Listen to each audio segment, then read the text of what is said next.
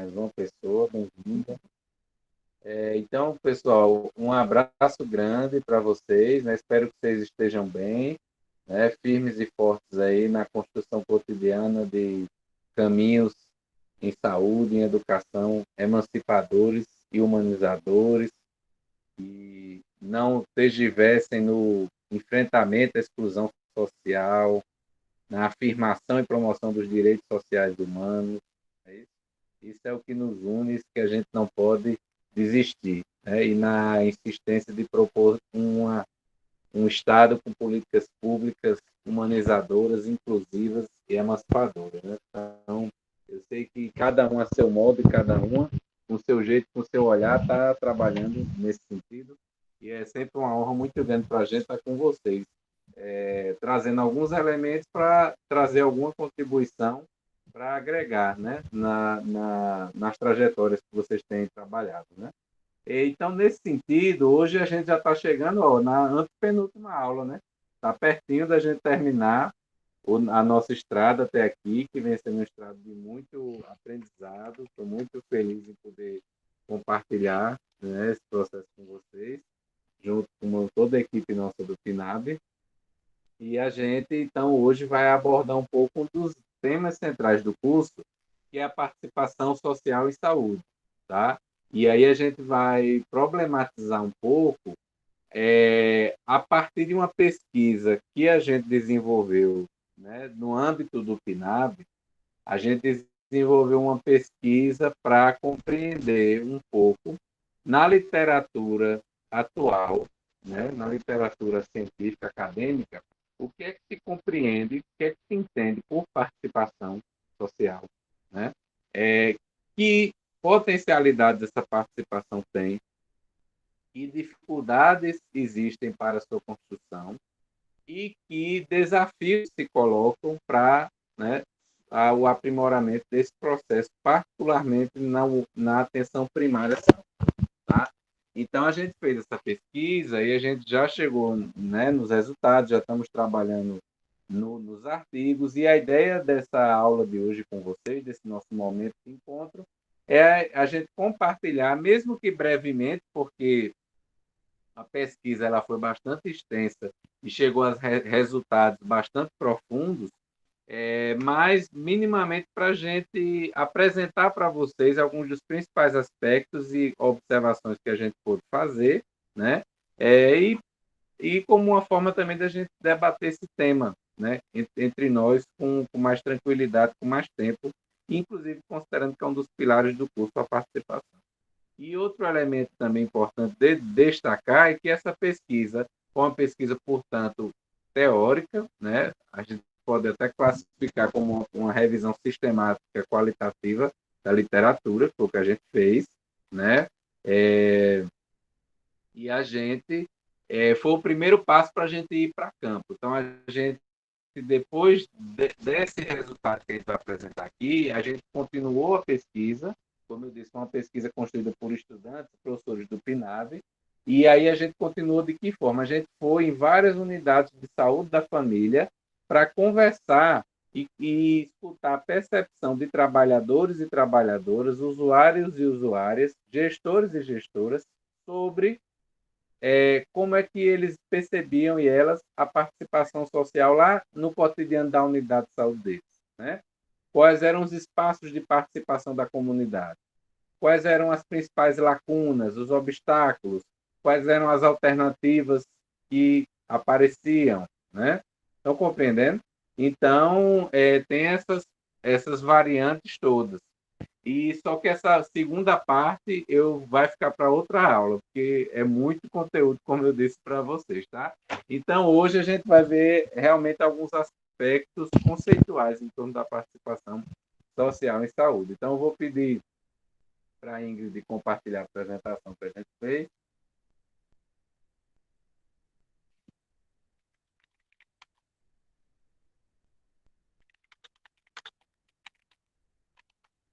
Cadê? Está chegando.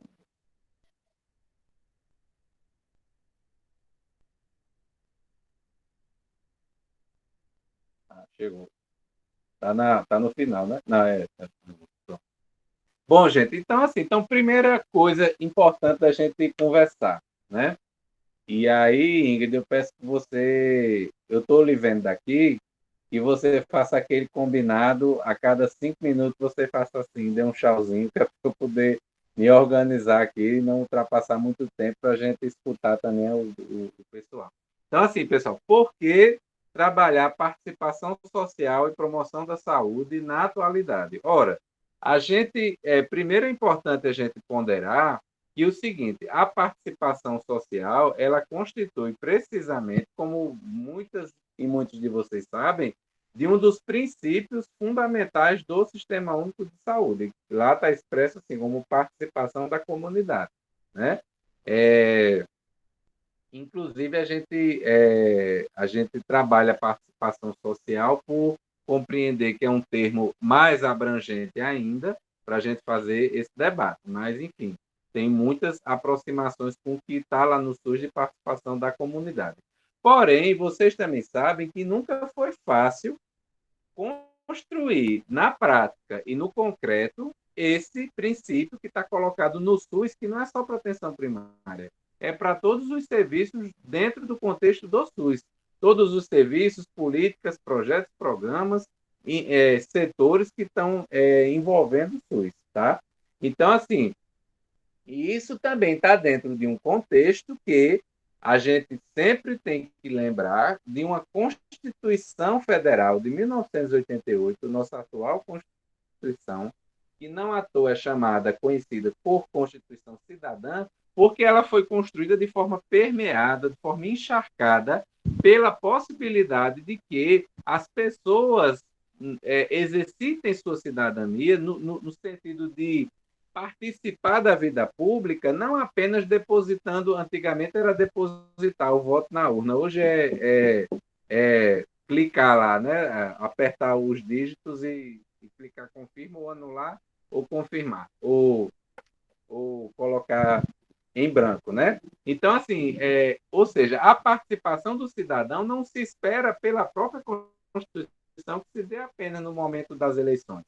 É uma participação que deve ser estimulada, provocada em todos os espaços da vida cotidiana. Por exemplo, na avaliação dos serviços de saúde, desde os básicos até os mais complexos, na formulação do cotidiano dos projetos, dos programas e das políticas, para que a pessoa exercite sua cidadania não pelo prisma de transferir ao outro ou a outra toda a responsabilidade pela minha vida, né? E pela organização da sociedade onde eu vivo. Não, eu dou esse outro, essa outra, a confiança no sentido de ser um mediador, um facilitador do processo de gestão. Mas a perspectiva que está pregada na nossa Constituição é que as pessoas possam ter uma postura de ter uma opinião, de ter uma postura, de ter uma posição diante dos principais temas da sociedade e diante dos temas, das escolhas em voga, dos debates colocados sobre quais são os caminhos da sociedade, das políticas públicas, que as pessoas possam, como eu disse, ter uma opinião, mas não só ter uma opinião, que as pessoas possam também construir junto, possam ter propostas que, diante da ação governamental, elas façam críticas, elas façam sugestões, elas façam contraposições, elas façam complementações, aprimoramentos, ou seja, se espera do Estado não um Estado imperativo, ou seja, que você deposita seu voto em um grupo político, esse grupo político faz tudo o que quer e todo mundo que aceite, ou que, se não gostar, que tire na próxima eleição. Pelo contrário, essas pessoas que estão na gestão devem ser mediadores para que os cidadãos e as cidadãs participem cotidianamente desse processo, tá? Então, assim, mas isso nunca foi fácil de construir na prática. Então, o primeiro elemento que a gente está batendo na tecla de novo dessa pesquisa é porque porque sempre foi um desafio muito grande fazer com que a gente consiga implementar na prática um agir participativo na saúde. Inclusive porque a grande maioria dos nossos profissionais de saúde que trabalham na ponta ou que atuam como gestores e gestoras não têm uma formação com a cultura participativa. Então, não compreende que o seu agir técnico ou de gestão tem que se dar de forma compartilhada com a escuta qualificada da comunidade para que a ação que vai ser construída não seja uma ação só que parte da sua cabeça ou da decisão do seu grupo político ou de sua perspectiva política, mas se dê pela construção dialogada, entendeu? Dialética, tá? Entre o que eles pensam e o que a população sente, demanda, reivindica, necessita e propõe. Estão compreendendo? Então, assim, é isso que se espera. Só que para a gente construir isso ainda é um desafio muito grande. Então, a gente precisa continuar batendo nessa tecla. E outro elemento, claro, fundamental, galera, é porque a gente está vivendo um tempo desde 2016, quando a gente tem a imposição, né, no Brasil, de um golpe que tira uma presidenta legitimamente eleita em 2014, não apenas dando a possibilidade de que o vice assuma, mas não é que assume o vice em 2016, assume fundamentalmente um vice que foi eleito, evidentemente, com ela, pelo processo de impeachment está previsto, porém, na verdade, assume o vice implementando a política de governo que foi derrotada nas urnas em 2014 e ainda mais depondo a presidenta que foi legitimamente eleita por um motivo meramente político e não um motivo fundamentalmente legal ou administrativo. Então, a gente tem aí a colocação de um golpe e, a partir desse golpe, complementado com a eleição em 2018 de uma proposta com agenda pública,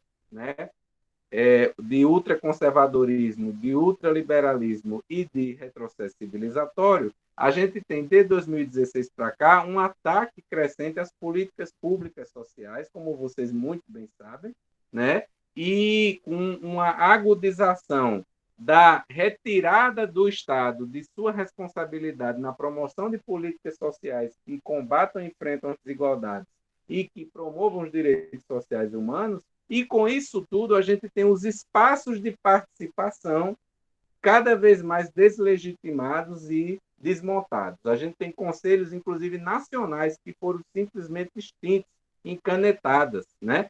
Fora que a gente tem uma desarmonização do lugar do controle social no país, né? Inclusive com instâncias de participação e de controle social, aquelas que não foram extintas, sendo mudadas para que elas sirvam aos interesses dos gestores e gestoras de plantão, e não para que elas efetivamente cumpram o seu papel constitucional. Então, a gente vive uma crise nesse momento no Brasil na participação e a gente precisa continuar batendo nessa tecla.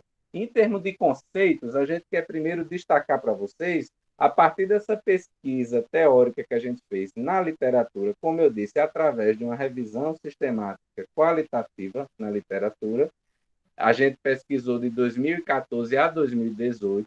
Aí você diz, mas 2018 é porque a gente veio fazendo essa pesquisa de final de 2018 até agora a gente continua. Então, a gente deu o corte de 2018 para a gente organizar os dados. E nesse momento eu quero mandar um abraço e agradecer a Aila, João, Bruna, Gabi e Ana Clara, que foram os estudantes do nosso programa PINAP, que se dedicaram aí até o pescoço nessa pesquisa.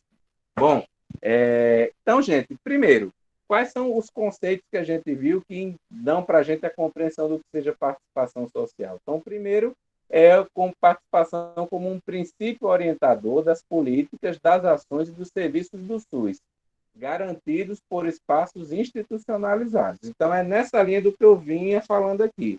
Então, a participação social é um princípio que orienta a forma como as políticas públicas são conduzidas e como o Estado ele toca suas ações e seus serviços, principalmente no âmbito do SUS, certo? Então, a primeira dimensão que a gente pode trazer é essa, é a participação como um princípio, participação social como um princípio. Um outro elemento importante é que a participação social pode ser compreendida como um espaço de interlocução e de comunicação entre atores do governo e da sociedade civil organizada. Bom, então, se primeiro a gente entende que a participação social é um princípio orientador, beleza, mas a gente está dizendo que a gente também pode compreender que participação social, ou seja, esse princípio orientador, ele prevê espaços de diálogo, de interlocução, de comunicação entre os atores e os setores do governo, do Estado, vamos dizer assim, e da sociedade civil. Então, é a possibilidade, como eu disse antes, a gente não ter um governo imperativo, mas a gente tem um governo que constrói compartilhadamente as suas ações e toda a sua dinâmica. Inclusive abrindo-se a críticas e a contrapontos e a novas propostas.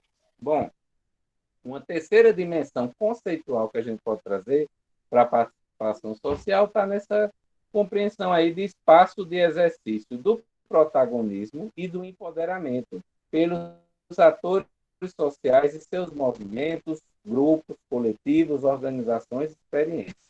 Ou seja, a gente quer dizer assim que a participação social é um espaço também propício para que as pessoas da sociedade, os cidadãos e as cidadãs, possam experimentar o protagonismo e o empoderamento, no sentido de dizer justamente isso. O meu papel enquanto cidadão não é apenas de ir lá depositar um voto, que é isso que a cada 2 anos o pessoal vem pedir aqui a mim. Muito pelo contrário, o meu papel é de estar atento permanentemente na dinâmica da minha realidade e ter uma postura propositiva, crítica, diante dessa dinâmica, dessa realidade. Então, é ter tanto um protagonismo, quanto ter também um empoderamento, de entender o seguinte: eu sou parte dessa sociedade.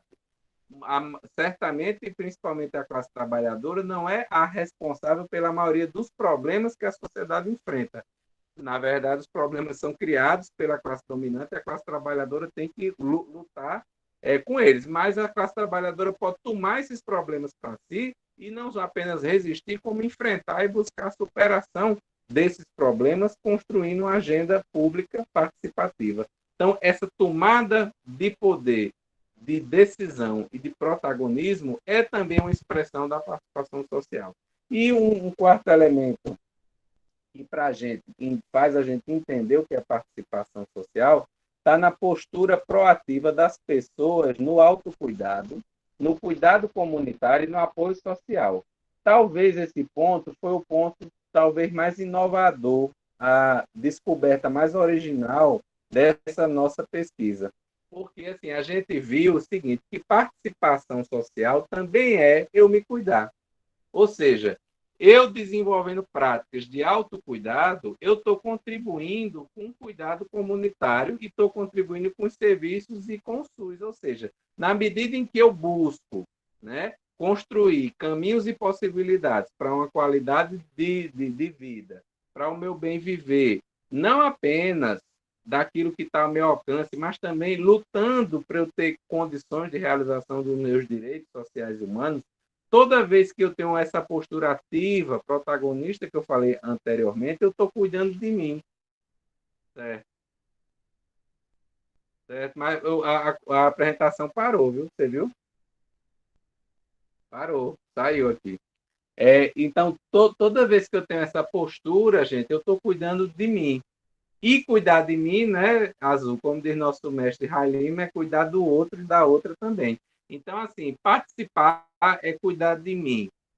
Ou seja, é eu trazer a saúde não apenas como ausência de doença, nem apenas como eu fazer um medicamento ou exame, é eu cuidar de mim no meu autocuidado no meu dia a dia, mas também eu cuidar do outro, da outra e cuidar da minha comunidade. Então, eu posso apoiar, aí vem o papel do apoio social. Meus vizinhos, minhas vizinhas estão passando por um problema, por uma dificuldade, tem uma necessidade de escuta, tem uma necessidade de apoio, tem uma ajuda que eu posso mobilizar, que eu posso articular. Então, quando eu vou ter essa postura proativa, no sentido de entender o que está ao meu redor e não ficar de braço cruzado, nem ficar passivo, eu vou tendo uma postura também de participação social em saúde. Então, a participação social não é apenas eu participar na luta e contra as desigualdades sociais, nos fóruns de debate de políticas públicas, isso tudo com certeza é. Mas também eu tenho uma postura de cuidado comigo, com o outro e com a comunidade. Pode passar. E aí, assim, a gente foi percebendo nesse processo alguns desafios. Não, ô Ingrid, passa aí os desafios. Deixa eu ir para as potencialidades primeiro, acho melhor. Pronto, aí.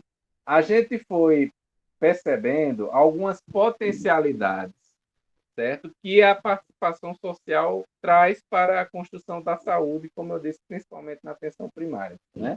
Então, assim, primeira que a gente poderia dizer é a promoção de alterações nas relações entre os diferentes atores sociais atuantes no campo da saúde, usuários, trabalhadores e gestores. Então, os espaços de participação social, eles colocam as pessoas em pé de igualdade. Ou seja, não é aquela postura no consultório, né, na maioria das vezes, onde o profissional de saúde está de um lado do birô, sei lá, né, daquela mesa, é a pessoa imponente, né? E a pessoa que está lá do outro lado para ser cuidada está assim, né? É tímida e com medo. Não, no espaço de participação social, as pessoas têm uma postura igual e se constrói outras relações, porque quando também um profissional de saúde se dispõe a escutar o trabalhador, ou se dispõe a escutar a comunidade e possibilita que a comunidade traga sugestões de melhoria do serviço, ali começa a transbordar uma mera relação entre paciente e profissional. Vira uma relação entre pessoas que estão dedicadas no mutirão de promoção e de qualificação da vida naquela comunidade, portanto, dos serviços de saúde. Então, os espaços de participação social corroboram para a construção de relações mais horizontais, mais autênticas, mais recíprocas, mais de colaboração entre os diferentes atores e atrizes que constroem a saúde em cada território. A potencialidade também que a gente elenca, que é a segunda, é a participação social. Ela permite o exercício da democracia como princípio ético nas ações de saúde. Então, como eu falei lá no início, ora, se a nossa Constituição ela está encharcada da participação cidadã, então todos os serviços sociais que a gente constrói precisam necessariamente estar pintados, coloridos com a dinâmica da participação. Né? E não apenas pintar e colorido na aparência, precisa ter o sabor, o cheiro, o jeito da participação. Então, bota na tela maior, Ingrid, que saiu, está na tela menor. Pronto. Então, assim, todo ato da saúde nosso, seja uma consulta individual, seja uma visita domiciliar, seja um trabalho em grupo terapêutico, em grupo de formação, etc., precisa estar respeitando princípios éticos democráticos. Precisa valorizar a democracia. E valorizar a democracia é como? É ter respeito ao outro, escutar o outro, permitir o contraditório, permitir a expressão da pluralidade, da diversidade, construir caminhos de consenso. Quando não for possível consenso, recorrer a instâncias e procedimentos democráticos que façam o voto ou a opinião da maioria prevalecer. Enfim, então é você construir tendo a democracia como princípio ético. Outro elemento importante de potencialidade é que a participação social ela tem a produção de processos de construção do cuidado integral e de promoção da saúde. Então, quando a gente constrói de forma participativa os processos de saúde, os processos de cuidado e as práticas de cuidado em saúde vão ser mais integrais, vão ser mais alinhadas com a promoção da saúde, com a concepção de promoção da saúde. Por quê? Porque quando você faculta as pessoas a possibilidade de participar, de intervir, de opinar, de pintar o serviço com suas cores, com seu jeito, com seu olhar, o cuidado em saúde vai transbordando, aquele cuidado, né, tradicional, né, aquele cuidado, enfim, né, chato, tecnicista, entendeu? Vai transbordando porque a comunidade vai dando o seu jeito, a sua cara, o seu olhar, e aí não vai ser mais um cuidado só do profissional, vai ser um cuidado efetivamente compartilhado, principalmente de acordo com o que as pessoas que estão sendo cuidadas esperam e querem. Aí vamos ter um cuidado integral. Pode passar. Outro elemento importante é que outra potencialidade é a aplicação do princípio constitucional da participação da comunidade como orientador da gestão das políticas públicas de saúde. Então, você construir o serviço de forma participativa ajuda para que a gente faça aquilo que eu falei no início, ou seja, para que a participação da comunidade que está prevista constitucionalmente ocorra na própria prática, na gestão cotidiana. E não é a gestão só das secretarias municipais de saúde, com os conselhos municipais de saúde, respectivamente estadual e nacional. Não, é nos serviços locais, inclusive, é nos conselhos locais, né? Para que a gente possa promover essa participação no cotidiano, para que, do mesmo jeito que a estratégia de saúde da família capilariza o SUS no Brasil todo, a gente capilarize a participação como um princípio ético fundamental do nosso agir cotidiano. E a gente como profissional aprenda e a comunidade também como comunidade aprenda a conduzir as coisas dessa forma e cobre de gestores e gestoras que assim não procedam. Tá? Finalmente, uma potencialidade que a gente pode desvelar é a formação de pessoas na perspectiva da saúde como direito. Então, os espaços de participação social, eles permitem que, exatamente isso que eu estava falando por último, que as pessoas compreendam que saúde é um direito. Então, saúde não é um favor que eu tenho que agradecer imensamente a um político, uma política que me conseguiu um exame, uma consulta, que me conseguiu um remédio. Eu tenho que sentar, que ajoelhar, que agradecer, que votar nele nas próximas 4 eleições. De maneira nenhuma, a saúde é um direito. E é um direito que a gente tem que realizar de cabeça erguida, de nariz empinado, sem desrespeitar ninguém, mas de nariz empinado, com a altivez de que é um direito nosso. Tem pessoas, inclusive aqui na UFPB, eu sempre digo, que pregam, impressionante, tem pessoas na UFPB que pregam que tem que acabar o SUS. O SUS não presta, que o SUS não funciona, acaba o SUS. Aí, num certo debate, uma pessoa perguntou, mas e as pessoas em situação de pobreza? Como é que elas vão fazer se não tem acesso a plano de saúde? Vai para as casas de caridade, de misericórdia. Aí como é que um ser humano deseja para outro ser humano, sabe, que para ter acesso à saúde, esse ser humano possa ter que pedir ajuda, pedir favor, pedir misericórdia, de maneira nenhuma. Eu não desejo isso para ninguém. Eu quero para o outro, para outro, o que eu quero para mim. Que eu possa chegar num serviço público de qualidade e ter acesso ao meu direito. Isso eu quero para todo mundo. Agora tem os seres humanos que parecem que são menos seres humanos, né? Porque para defender isso para outras pessoas é muito complicado, ainda mais você sendo abastado e favorecido. Mas vamos lá, passando para os desafios. Não, espera aí. Vamos para os desafios. Vamos. Então, assim, enquanto desafios, o que foi que a gente encontrou na literatura? Foram principalmente 4, tá? Primeiro foi o seguinte, para que a gente consiga fortalecer cada vez mais a participação social na atenção primária à saúde, principalmente, a gente entendeu que um primeiro desafio está na criação e no aprimoramento de práticas e de experiências democráticas no cotidiano do serviço. Então, assim, tudo isso que a gente está falando, todos esses conceitos e essas potencialidades, pessoal, não vão servir de nada, de porcaria nenhuma, se cada um de nós, e aí eu me incluo no nós, mas agora vou reforçar, mas cada um de vocês não começarem amanhã, onde vocês estiverem, a promover espaços, experiências de participação democrática. Se a gente não instituir a democracia onde a gente está, como é que a gente vai cobrar depois? No nosso programa de extensão PNAB, na gestão interna do programa, tem professores e estudantes. Perguntem aos estudantes aí.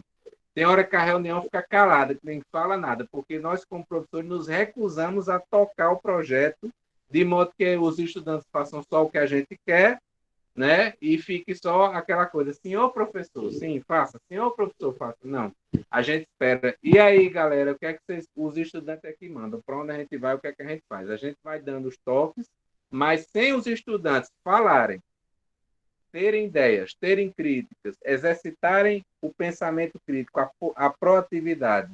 Está entendendo? O protagonismo não vale de nada. Então, assim, isso é só um exemplo. O protagonismo tem que estar no nosso dia a dia. E agora é uma construção, mas se você não investir nisso, você não adianta cobrar depois. Outro desafio importante é incluir de forma protagônica os saberes, os interesses e as lógicas da comunidade na forma de conduzir as ações do serviço. Olha só, muitas vezes a gente diz, que maravilha, por exemplo, nossa mestra, Dona Palmira Lopes, fundadora do Movimento Popular de Saúde, uma referência para a gente no campo das práticas populares de saúde. Não adianta você trabalhar numa unidade de saúde no território de Palmira e chegar assim, gente, Dona Palmira é maravilhosa, vamos aqui tirar uma foto com Dona Palmira, vamos fazer o dia de Dona Palmira nas práticas populares, não sei o quê, e amanhã você continuar fazendo um serviço tecnicista os outros 364 dias você faz o serviço tradicional. Não pode, ou seja, o reconhecimento dos saberes, dos interesses e das lógicas da comunidade tem que se dar de forma protagônica, e de forma protagônica significa o quê? Tem que ser de forma transversal e permanente na estruturação do serviço de saúde. Então assim, todo o tempo você tem que valorizar e incluir na construção das ações de saúde do seu território, não é apenas Palmira, são as várias Palmiras que existem na comunidade. Tem várias, tem milhares, entendeu? E, inclusive, no sentido de dar vez e voz àquelas Palmiras que estão tímidas, ou seja, aquelas mulheres e aqueles homens também, que têm um trabalho importante social em saúde, ou que têm uma sabedoria na saúde e às vezes estão tímidos, estão calados nos seus cantinhos e não se expressam, não participam, entendeu? Então é a gente descobrir essas pessoas e convidar essas pessoas para fazer o serviço junto com a gente, para fazer um grupo, fazer um projeto, fazer uma atividade, fazer um atendimento junto. Olha, imagine Palmira como fitoterapeuta magistral popular que ela é, fazendo um atendimento junto com um profissional de saúde com o seu saber, fazendo o acompanhamento daquele caso, e Palmira com o saber dela também complementando o cuidado naquele caso. Olha que maravilha a gente pode ter. Então, é isso que a gente está falando, não é trazer os saberes populares de enfeite, como inclusive na época de política eleitoral acontece muito. Aliás, política eleitoreira acontece demais, mas é trazer de forma estruturante. Outro desafio importante é ampliar a socialização de informações para os usuários e usuárias relacionadas às formas de participação social em saúde. Então, a gente identificou, pessoal, na literatura, muitas narrativas, tá? De que muitas pessoas da sociedade, isso a gente, na prática, a gente vê que é verdade, né? Muitas pessoas, principalmente na classe trabalhadora, não conhecem, primeiro, que muita gente não conhece nem o SUS. Houve a narrativa do SUS que o sistema financeiro e o mercado vendem, de que não presta, que não vale nada, de que é dinheiro jogado fora, de que é ineficiente. Essa é a narrativa que é expressa pela grande mídia para desmontar e acabar com o SUS, porque a grande mídia e a narrativa do sistema financeiro, pessoal, eles querem vender plano popular de saúde, como, aliás, já estão vendendo. Aqui em João Pessoa é cheio dessas tais de policlínicas que vendem procedimento tudo barato, e a população, inclusive, diante de problemas que o SUS tem mesmo, muitas vezes tem que recorrer a esse sistema, mas muitas vezes também faz isso porque compram a narrativa que é inculcada na cabeça delas cotidianamente. Entendeu? Então, assim, a gente precisa ter um trabalho pedagógico, não é de apontar o dedo para a população e dizer você está pensando errado. De maneira nenhuma. As pessoas do mundo popular, elas constroem os seus significados por muitas razões. Então, a gente não pode ter a arrogância de chegar, apontar o dedo e dizer você está pensando errado, você é alienado. Ora, todos nós temos nossa parcela de alienação. Ninguém está salvo de nada disso, entendeu? Agora, é dialogar, é conversar e é explicar para as pessoas, e muitas pessoas, quando a gente explica, dialoga, conversa, muitas pessoas se surpreendem com o que o SUS oferece. Muita gente não sabe. E, ao mesmo tempo, muita gente também não sabe o que é participação social em saúde. Entendeu? Muita gente não sabe que tem um conselho local de saúde na sua comunidade. Muita gente não sabe que tem ouvidoria. Estão compreendendo? Então, assim, esse é um desafio também que a gente tem. E o último desafio é a priorização da participação social na agenda pública brasileira, tanto dos governos como dos movimentos sociais. Ou seja, é fazer o contrário do que está acontecendo hoje. Né? Eu estou rindo para não chorar. Tá? É que, infelizmente, a participação social na agenda pública brasileira atual está fora. Entendeu? Por quê? Porque não interessa as pessoas se intrometerem. O projeto já está dado. É de vender o Brasil. Entendeu? Dentre outras coisas, e de impor um único modo de ser, de estar no mundo, branco, fundamentalista religioso, hétero, entendeu? Dentre outras coisas, né? Racista, fascista, né? Então é isso. Então, assim, qualquer espaço de debate é ruim. Tem pessoas na sociedade e em determinados espaços de gestão, vocês sabem disso, que por essa pessoa acabava a STF, acabava Senado, acabava Congresso. Eu sei das contradições que alguns ministros do Supremo têm, não coaduno com muitas posições de alguns deles, não coaduno com muitas posições de muitas pessoas no legislativo, mas são espaços, poderes constitucionais fundamentais para a nossa democracia. Mas tem muita gente que quer acabar para quê? Para ter uma narrativa só.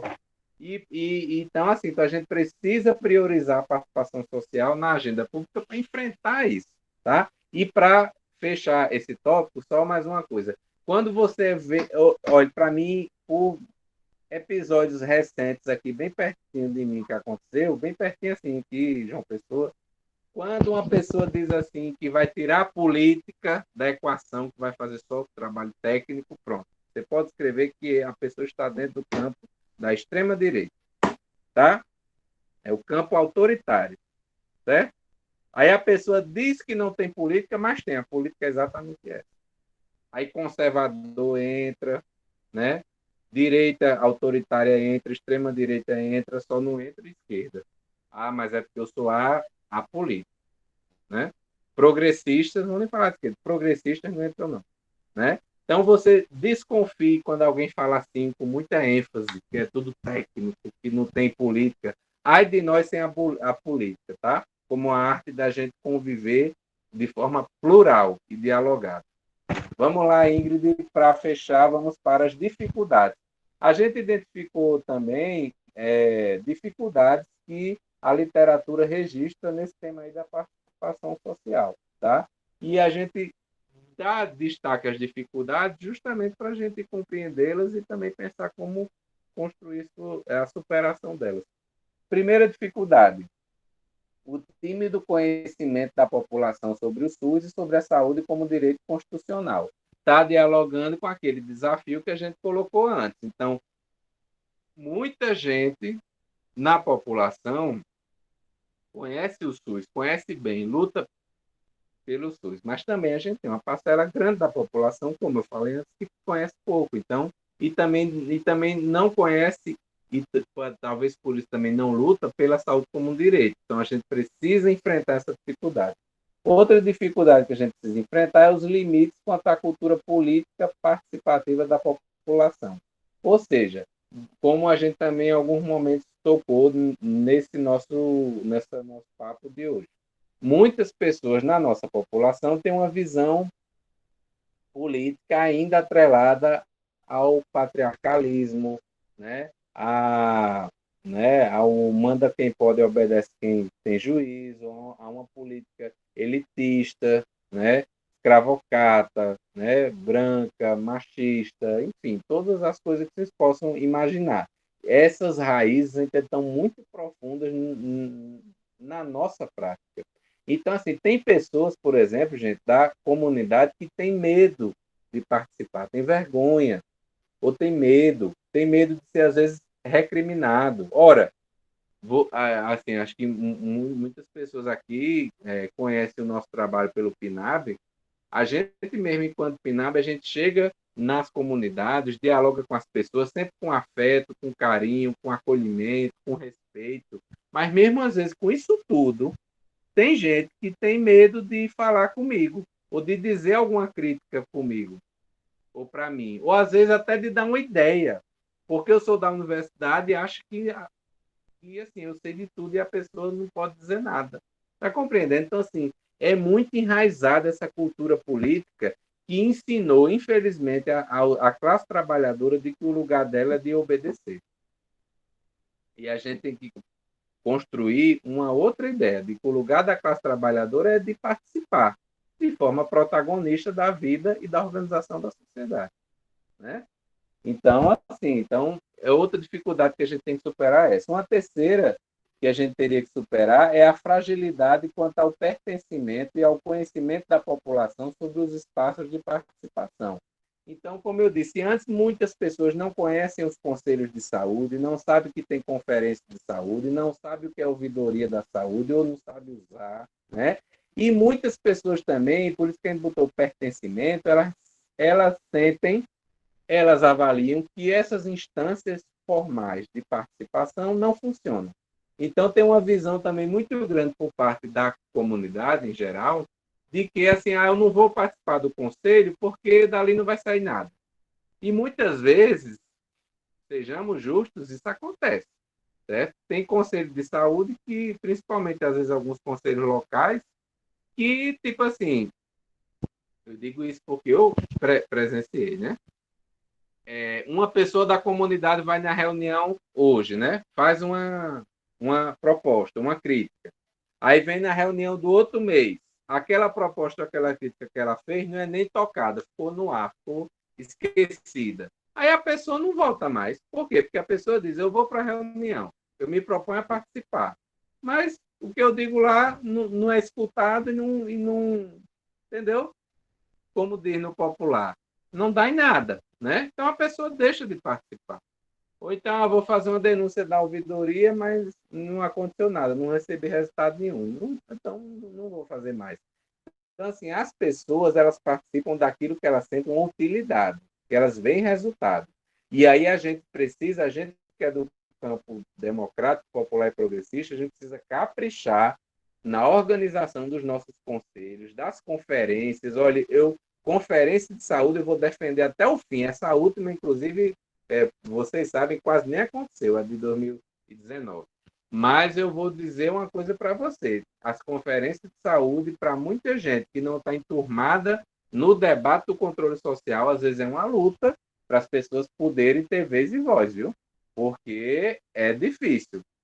Às vezes tem gente da população sendo autoritária com outras pessoas da população, né? E às vezes quase sempre nas conferências não tem debate, não tem discussão com tranquilidade, assim, no sentido de escutar e de ouvir, de construir. É muito disputa, disputa, disputa o tempo todo. A disputa faz parte da democracia, mas a gente não pode abdicar de um processo pedagógico que as pessoas se sintam inclusas, porque tem muita gente que pode querer começar a participar em saúde e às vezes vai numa conferência com esse estilo que eu falei e nunca mais vai, porque não se sentiu acolhida, entendeu? Então, a gente precisa também entender essas dificuldades para a gente qualificar os nossos espaços, aprimorá-los e superar essas dificuldades. E outro obstáculo que a gente identificou foi o obstáculo no funcionamento dos conselhos de saúde no que tange a resolutividade e a propositividade. Tem justamente a ver com o que eu acabei de falar, tá? Muitas vezes não tem resolutividade, ou então os conselhos ficam só em conversa fiada e não tem proposta concreta, e aí as pessoas não vêem utilidade, para de participar e o espaço murcha, se esvazia. Então, isso é uma realidade também que existe. Pode passar. A quinta dificuldade seria fragilidade quanto ao compromisso de gestores e trabalhadores em colocar na prática as deliberações e pactuações das instâncias participativas. Então, muitas vezes, isso também é uma contradição. Então, às vezes, por exemplo, eu falei que nas conferências de saúde tem muita disputa, né? Às vezes fica uma disputa enorme, muito debate, muita coisa. Aí se tem teses e propostas vencedoras, tem votação, etc. Mas quando você vai ver, o gestor, a gestora simplesmente não coloca em prática aquilo que foi deliberado na conferência. E muitas vezes nos conselhos de saúde é a mesma coisa. Então, democracia também é você respeitar as decisões democraticamente construídas. Então, aí também está uma dificuldade que a gente precisa entender. E, finalmente, pessoal, a gente entende que as determinações sociais do processo de saúde-doença geram obstáculos para a participação social em saúde. Então, tem muitas pessoas da comunidade que certamente gostariam muito de participar, mas elas estão, assim, em processo intenso de sofrimento, de dor, de angústia, de dificuldade em razão, por exemplo, de desemprego, de falta de alimentação, tá? De falta de acesso à creche, à escola de qualidade, à infraestrutura de seu bairro. Então, assim, as determinações sociais, elas também influenciam para que as pessoas não participem muito. E está dentro do plano que eu falei para vocês. Então, ou seja, o capitalismo, que muita gente santifica, e bota lá em cima o comunismo, não, aliás, detona o comunismo e deixa santificado o capitalismo, esse mesmo capitalismo que condena as pessoas da classe trabalhadora ao sofrimento, à dor e à exclusão, de modo que essas pessoas não podem nem exercer o direito de participar, porque elas não conseguem ter tempo. Ou não conseguem ter tempo, não conseguem ter cabeça nem estômago, muitas vezes. Então, muita gente, às vezes, queria estar em um conselho de saúde, mas como? Se não tem creche para colocar os filhos, se às vezes tem dificuldade para ter alimentação, se tem dificuldade para ter um emprego. Estão compreendendo? Então, enfim, isso é um ciclo vicioso que a gente precisa compreender e enfrentar. Então, eu acho que é isso, né, Ingrid? Eu passei assim telegraficamente, né, para vocês esses vários pontos que todos esses pontos, pessoal, a gente aprofunda eles em artigos que estão circulando aí para futuras publicações em revistas, tá? E aí uma pergunta que nossa querida Ingrid que formulou. E aí, vamos analisar um pouco mais a participação social dentro dos nossos espaços de atuação? É isso. Muito obrigado, pessoal.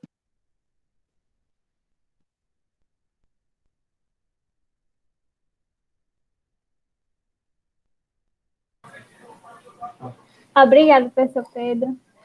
E aí, gente, vocês querem falar se vocês já participaram de algum conselho, se já foram para alguma conferência? Como vocês acham que funciona a participação social no canto que vocês atuam? Vocês querem falar um pouco sobre isso?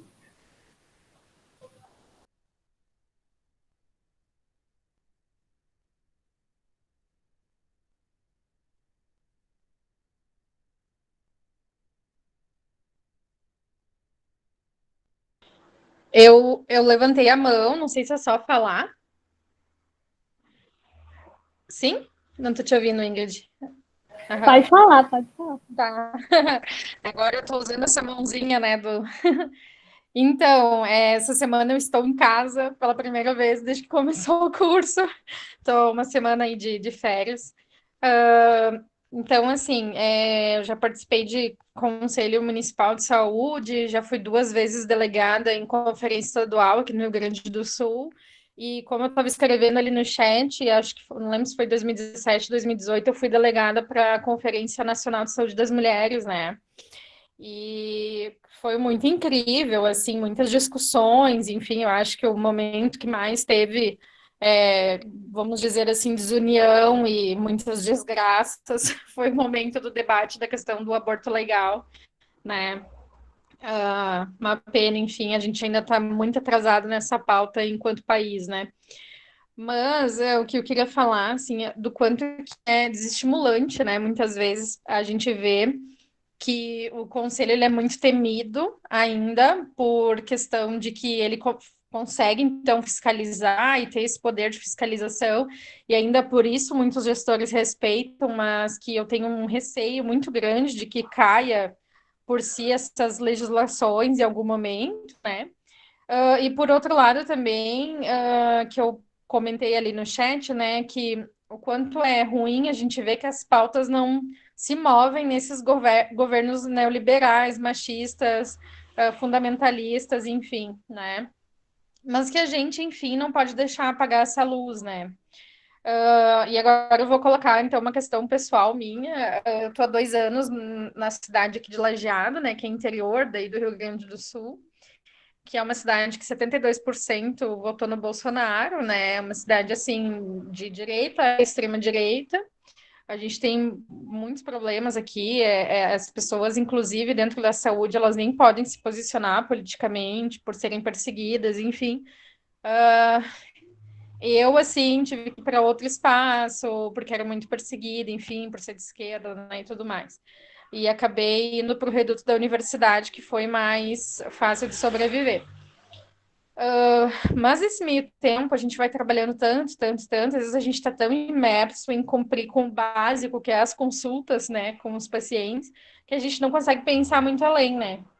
E aí, por isso eu escrevi ali no chat que o curso ele tem tido esses estalos para mim. Eu sou extremamente grata à Natália de Passo Fundo, que me convidou para fazer o curso, a Nath, porque ele tem me tirado desse espaço do protocolar, né, da coisa, como que eu vou dizer, procedimental, dura, e me levado para espaços de pensar educação popular, de pensar tanta coisa, né? Teve aquele primeiro momento, a questão do mapeamento participativo, e agora que eu tive outro clique, assim, que foi de tipo, opa, esse município aqui só tem conselho municipal de saúde.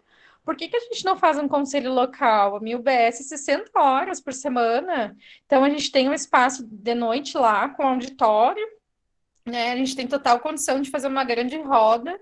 A nossa unidade de ensino, a unidade de saúde de escola. Cara, eu tô toda arrepiada. Porque eu pensei, meu Deus, eu vou voltar muito louca dessas minhas férias. Quero um conselho local.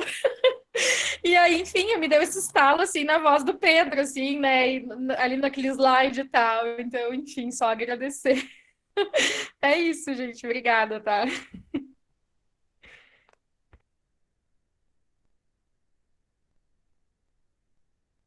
Obrigada, Patrícia. Que bom, né? Que a gente vê que é válido, né? O que a gente está falando aqui.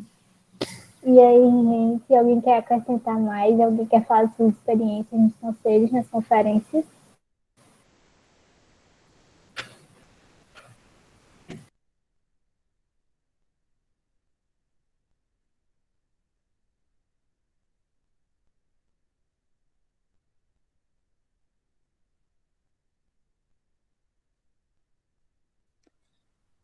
Oi, gente, tudo bem? Tô no celular hoje, minha internet não tá muito legal, um pouco descabelada, agora que eu notei que liguei a câmera também. Mas então, gente, eu até comentei ali no chat que hoje eu trabalho numa organização da sociedade civil, né? Que trabalha com agroecologia, então estou participando do Conselho de Assistência Social e também do Conselho de Segurança Alimentar aqui do município.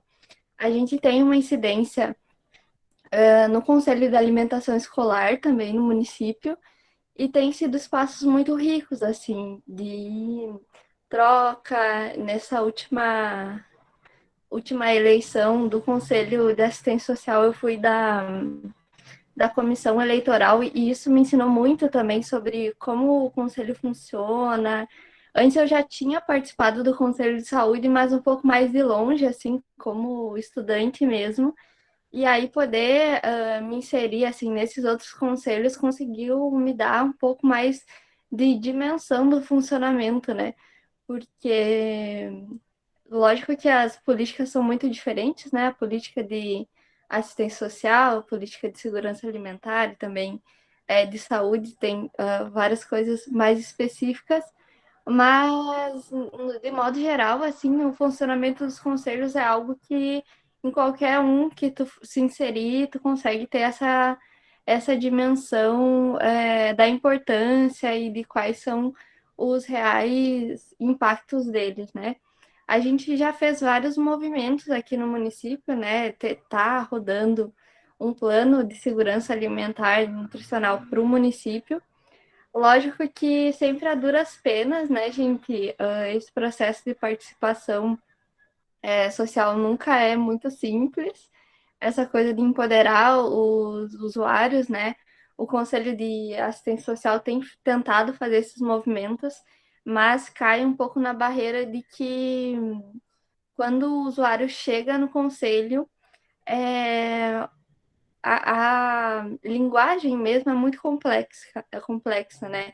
Tipo, muito termo técnico, muita sigla. Aí o usuário chega lá e, tipo, meu Deus, o que que eles estão conversando, né? Loas, suas, outras siglas, né, que acabam aparecendo no conselho, e aí o usuário fica bem perdido. E eu acho que um dos desafios para a participação social é justamente isso também, né? A gente poder cada vez mais pensar em narrativas que sejam mais inclusivas e não tão excludentes, né? Que a gente possa falar de uma maneira que seja para que todos possam ouvir e compreender. Eu acho que é um pouco dessa lição que eu tiro desses 2 ou 3 conselhos que eu tenho participado.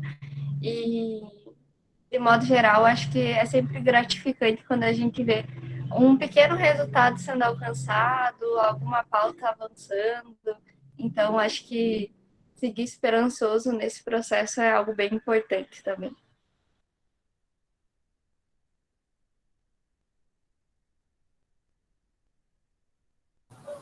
Obrigada, Camila. Isso da linguagem é muito real, né? Tipo, não é só em conselho ou conferência, tipo, em qualquer âmbito assim da saúde, principalmente, que é o que a gente está falando.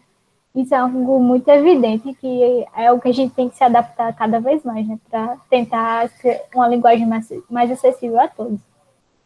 E aí, gente, vocês acham que, para além desses conselhos, dessas conferências, que tipos de participação social vocês já puderam participar? Quais tipos de participações sociais vocês podem imaginar ser cabível de acontecer nos locais que vocês atuam?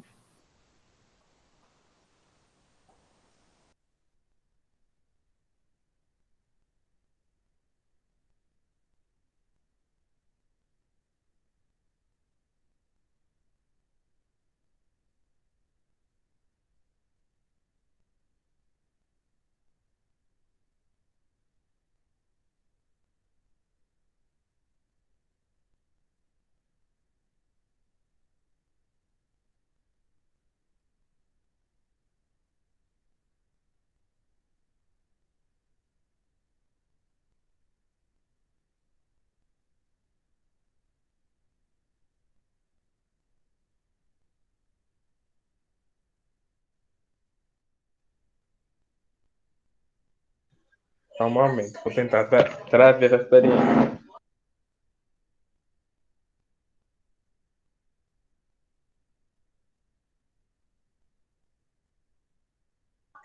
Bom, gente, deixa eu ver se eu consigo ligar a câmera aqui rapidinho. Só.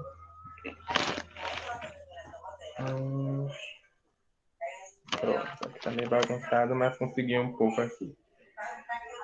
Já tive outra experiência com participação social, só que foi meio que voltada ao orçamento da cidade, porque eu percebi, né, já venho acompanhando há algum tempo o portal da transparência da minha cidade natal, no caso, de que muito do que entra, na verdade, está lá colocado, mas não está sendo lançado os valores que está sendo gasto aquilo. E principalmente nesse período da pandemia, logo no início, eu prestei atenção nisso, na verba que vinha para a cidade, relacionada à pandemia com o que estava sendo feito na cidade. E não havia nenhuma iniciativa sendo feita. Aí o que foi que eu fiz? Fui lá no site, né? Fui conferir tudo direitinho, claro, primeiramente, e aí eu fui no site do Supremo Tribunal, gente? Não, do Tribunal da União. Isso, fui lá no site do Tribunal da União, e aí eu fiz um texto bem formalzinho, falando dessa situação da cidade, e fiz meio que uma denúncia. E aí essa denúncia deu resultado, porque alguns dias depois teve um retorno deles, né, para a prefeitura de cá, solicitando esclarecimento sobre quais ações estavam sendo desempenhadas, e após isso que realmente começou a ser. E aí começou a haver testagem de temperatura, enfim, porque nada disso estava sendo feito aqui na cidade. Aí eu acabei, isso foi algo inclusive que eu aprendi no curso sobre participação social e popular, né, que é de você acompanhar também, né, o financiamento está chegando e eu acho que é algo que cabe a qualquer cidadão e que dessa vez acabou dando resultado. Então, é um processo que eu fiz anonimamente, né? E, enfim, cidade pequena, não tem, foi o melhor, mas que acabou trazendo resultados para a população, porque resultou em ações de, como é que posso dizer, um retorno positivo, né,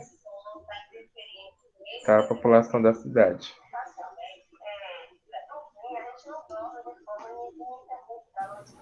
Arrasou, viu? Adorei. Autonomia de ir lá e fazer. Muito bom. Alguém mais, gente? Obrigada, Alice. Achei o máximo.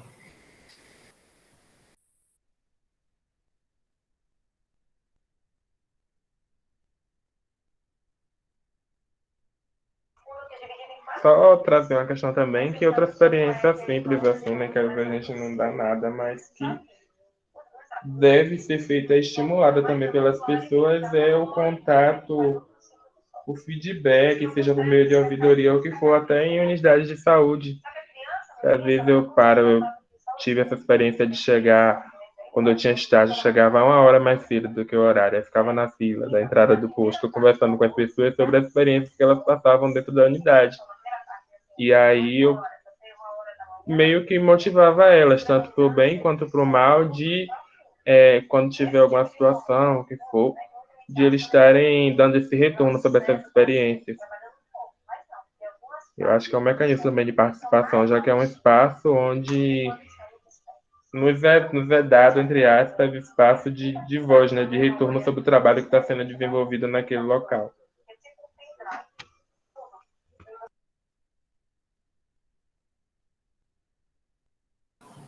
Na unidade, geralmente, eu fico.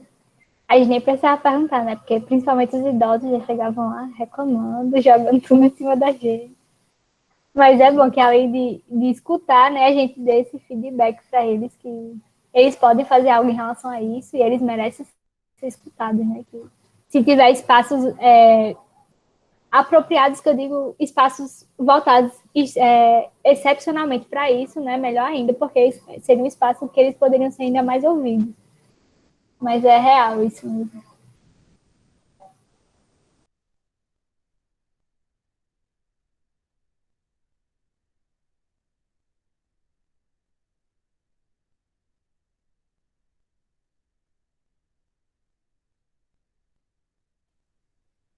Muito bom, viu, os depoimentos. Quem mais gostaria de falar? Esse povo desse curso é bom demais, viu? Vou te dizer. Não, Pedrão, eu tô me comportando. Eu sei, eu tô notando. E, Tô me Azul, a comportando. gente Eu tô fazendo... evolui, né? A gente evolui com o tempo. É porque Mas sua fala é toda, fundamental, viu? é porque toda semana eu sempre falo, eu digo, não, hoje eu não vou falar muito, mas é um tema também que é impossível ficar calado, né? Bem, eu acho que primeiro a gente tem que reconhecer no SUS. O SUS foi um dos primeiros instrumentos que contribuiu para a abertura da democracia nesse país, né? Eu acho na composição do próprio Conselho Nacional, do próprio tema da participação social, que foi uma coisa muito cara desde a Constituição de 88, que foi uma disputa também que a gente fez com o Estado, né? Porque era a época do governo Collor, esse tema ele nem queria colocar, tanto que criou a Lei 8080, depois criou a Lei 8142, é que institui a questão da participação social, né? Não sei se a turma aí é muito jovem, né? Nós que já vivemos uma juventude há mais tempo, né, Pedro? Eu muito há mais tempo, né?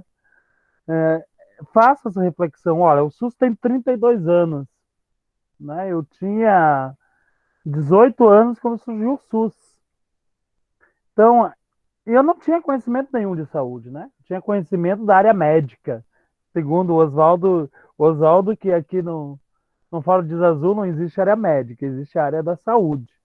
Porque é um conjunto também de de trabalhadores e usuários, e que a gente tem que chegar a uma reflexão de qual é o nosso papel, porque eu não consigo admitir, eu vi que o SUS é ruim das pessoas que não participam. E elas não participam porque elas não sabem. A gente não pode dizer, são ignorantes, não, não, porque ninguém sabe. Quem sabe, tu sabe quanto a tua unidade gasta? Numa dessas idas e vindas, eu fui chamado de uma cidade aqui perto para ajudar numa gestão sobre a questão da atenção básica, né? Era um menino que fez Versus, formou fisioterapeuta e foi chamado a trabalhar de coordenador da atenção básica. Eu chego lá e eles não sabiam o que fazer, porque uma coisa é a formação na universidade, outra coisa é nós na vida real, né? Num sistema que está quase degolado, né?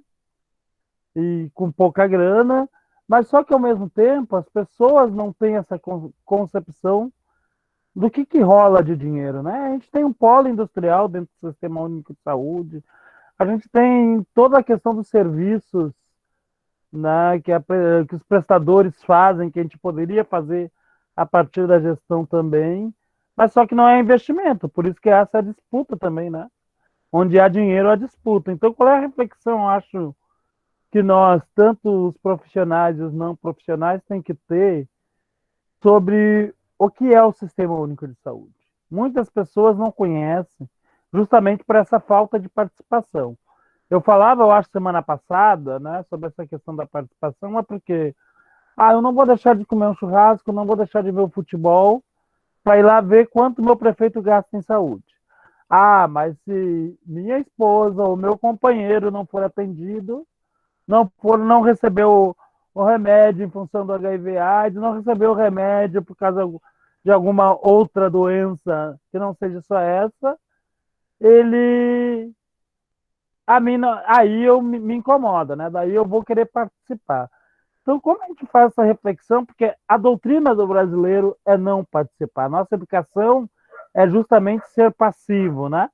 Tanto que no campo da saúde nós somos pacientes, não somos ativos, né? Somos pacientes, que dá paciência por aguentar na fila, por aguentar uma especialidade.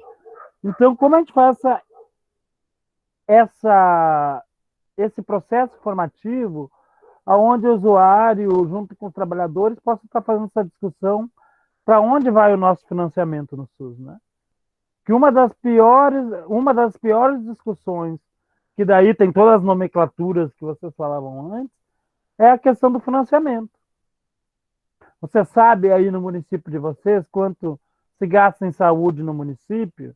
Quanto se gasta em saúde na outra? Não vamos dizer no município, a tua unidade básica da tua casa, quanto ela gasta em injeção, em medicamento?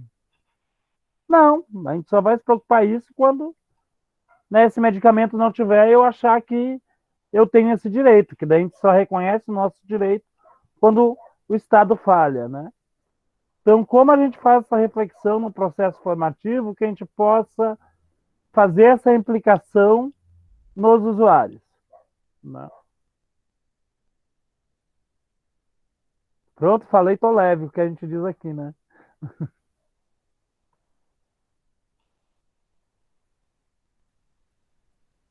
Falei, tô leve, é?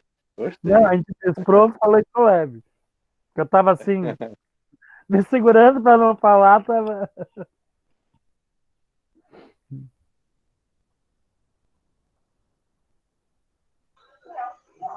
Nada. Dialogando também, Jorge, com o que você pontuou, isso reflete até nos próprios conselhos, nas conferências, na verdade. Eu lembro que na Conferência Municipal de Salvador, que eu participei, o eixo que era do financiamento era 60% gestão, 30% profissionais e assim 10% de usuário. Era bem o contrário do que eu esperava e do que devia ser, né? Eu lembro que de usuário estava contado na sala, era eu e mais 3 pessoas. O eixo todo era de gestores e profissionais. E E aí daí nós nos tornamos os incomodativos, né? Que a pois gente é, questiona. os ousados do local. Aí esse é o chato, é o que vem perguntar, é o que vem incomodar. Não, com certeza. Inclusive, eu saí de lá com esse discurso, porque você percebia quando chegava lá dentro, as classes meio que se uniam, corporativismo acontecia, né? Os odontólogos se reuniam, faziam propostas para eles, para passar e tudo, e eu via um bando de propostas, assim, que se você perguntar a finalidade para quem aquilo está indo, indiretamente até iria para a população, mas nada tinha sido pensado para a população. E aí ficou eu e essas pessoas, essas poucas pessoas, para trabalhar em construir e convencer aqueles gestores e profissionais para passar as coisas que eram mais importantes, que talvez a gente identificasse como mais importante enquanto usuário. E eu lembro que eu saí de lá e eu tive até um debate dentro da minha universidade, né, com os demais estudantes sobre isso, o quanto a gente também peca um pouco no papel de estimular, sabe? Inclusive, meus professores, que são profissionais também, trabalham em unidades de saúde, sabendo que tem conselho e tudo, eu sei que não é obrigação de ninguém, mas a gente pode estar estimulando a população, sabe? A galera do bairro, a estar ocupando esses locais. Estava vazio porque não tinha quase ninguém mesmo. Na conferência em si, tinha pouquíssimo de participação social. Eu fiquei procurando 50% lá dentro e não tinha 20 no total, era muito, assim, sabe? Tinha muito mais profissional e gestor interessado e ocupando aquele espaço do que pessoas da população. E eu senti muita falta disso lá dentro. Porque isso reflete diretamente no que passa, né, para as outras instâncias. Eu acho que o primeiro susto que eu tomei, assim, que eu falei que é o local de contradições, justamente por isso. Porque no papel a gente legal a gente ver que tem essa paridade e tudo mais, mas quando chega na realidade, se a gente não enxerga aquilo de povo, o que acontece é um pouco assustador.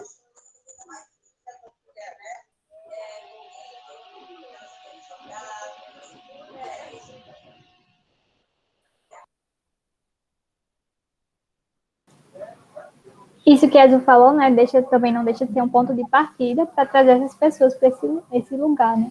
Porque, tipo, a partir do momento que ela se incomoda com algo que ela percebe que deveria estar chegando para ela e não chega, né? Isso já é um ponto de partida para abordar. E aí, e agora, né? Já que não está chegando para você, o que é que você acha que pode ser feito? Então, já, apesar de que deveria ser uma reflexão feita por todos ao pensar no coletivo, né?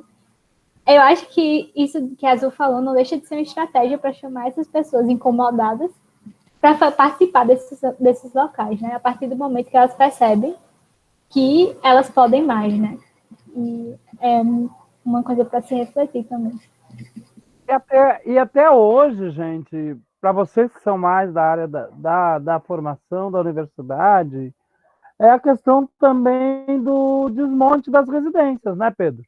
Hoje a gente está numa disputa com esse governo sobre investimento nas residências, né, nas formações, porque os caras não estão investindo. Por quê? Porque nós, nas gestões, né, ditas democráticas e populares, nós fazíamos essa disputa por dentro. Ou com a educação popular, ou com a questão da gestão do trabalho e da saúde, porque nós tinha parceiros dentro. Hoje não, hoje o estudante está calado. Por isso que é importante participar do centro acadêmico, do Grêmio Estudantil, ou do DCE, porque isso era uma disputa viva também, que é um espaço de fazer participação social. Né? Como eu já falava antes, eu sou muito discípulo daqui em Porto Alegre do Raul Ponte, né? Foi o prefeito que implementou o orçamento participativo aqui em Porto Alegre. Mas eu defendo a democracia participativa também. Não adianta eu só falar e não participar. Né? Não adianta eu só falar e não ir participar dessas instâncias para fazer também essa disputa. Porque a disputa é algo inerente, gente. A disputa a gente faz até no almoço de domingo de casa. Né? Aquele que não come carne não quer carne, aquele outro que come carne aqui no sul quer o churrasco, né? Então, como a gente organiza isso aonde todos possam ser contemplados? Né? E hoje a gente acaba tendo a mordaça, né? Queremos uma escola sem partido, uma escola sem política, estudantes sem posição política. Eu discutia com estudantes agora do Ceará, que a Emily Sampaio me convidou, sobre para falar sobre participação social, ela é da Rede de Médicos Sem Fronteira. Eu estava falando semana passada com eles que foi bem interessante isso, o pouco conhecimento de estudantes de medicina sobre o SUS. Eu fiquei apavorado. Eu falei, bem, né? Como, como o cara que vai trabalhar no SUS, porque não tem, ninguém escapa de trabalhar no SUS, né?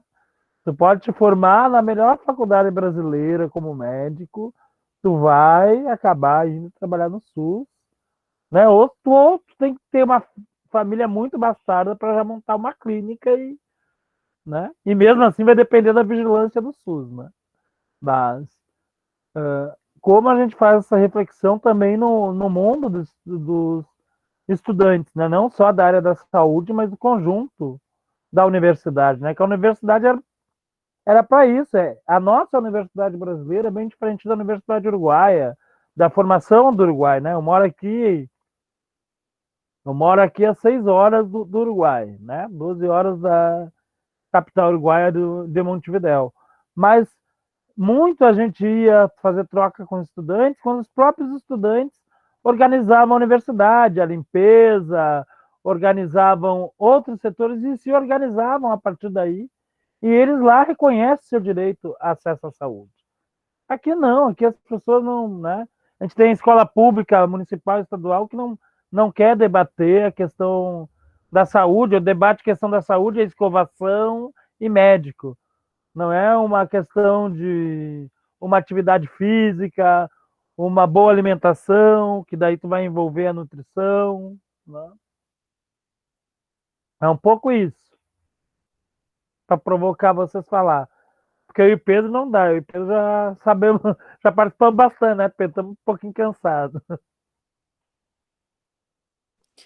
Ô, Jorge, a última vez no Conselho Municipal de Saúde que eu pude participar, porque depois mudaram o meu turno, né? Não consegui mais.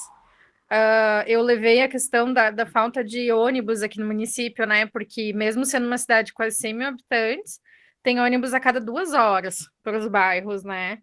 E aí a questão do acesso à saúde para essas pessoas, né? Para quem está utilizando o ônibus, assim. Especialmente porque, por exemplo, muitos ambulatórios de especialidades, muitas coisas, assim, desde o tratamento para HIV até uma biópsia de colo de útero, é feito em bairros que não são os centrais, entendeu? Então a galera precisa de 2, 3 ônibus para ir. Então, imagina, vai passar levando o dia inteiro para conseguir chegar no lugar, né? E eles não respeitam, assim, né? Chegou 5 minutos atrasado, eles não atendem. Eu levei essa pauta no Conselho de Saúde e praticamente me correram de lá, dizendo que lá não era lugar para isso, entendeu? Que isso aí era uma pauta da Secretaria de Transportes. E eu, nossa, né, gente? Vamos falar aí que promoção da saúde não é prevenção de doença, né? É garantir que as Ah, pessoas vão, vão conseguir ter acesso, né? Acessibilidade, né? É, o direito ao urbano, né, ao transporte, enfim. Olha, é complicado isso aí, sabe? E isso era uma coisa que, por mais que esteja bastante evidência falando que é muito importante que os municípios coloquem só um polo Covid, né, dependendo do tamanho, para não contaminar todos os trabalhadores nas unidades básicas, eu fico pensando, tá, ok, mas e a galera tá conseguindo acessar a unidade de saúde ou vai piorando até ficar com falta de ar e ter que chamar um SAMU, sabe? Então, assim, me preocupa muito, assim, a população periférica, assim, com a questão do Covid, ficou pior ainda, né? Então, complicado.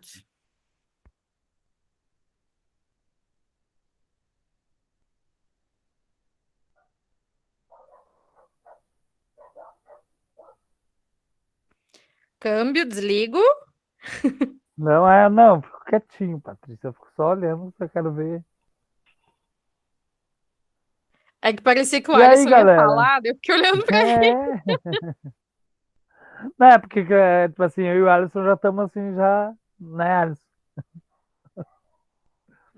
Eu quero ouvir a voz dos outros. E aí, para você está tudo bem?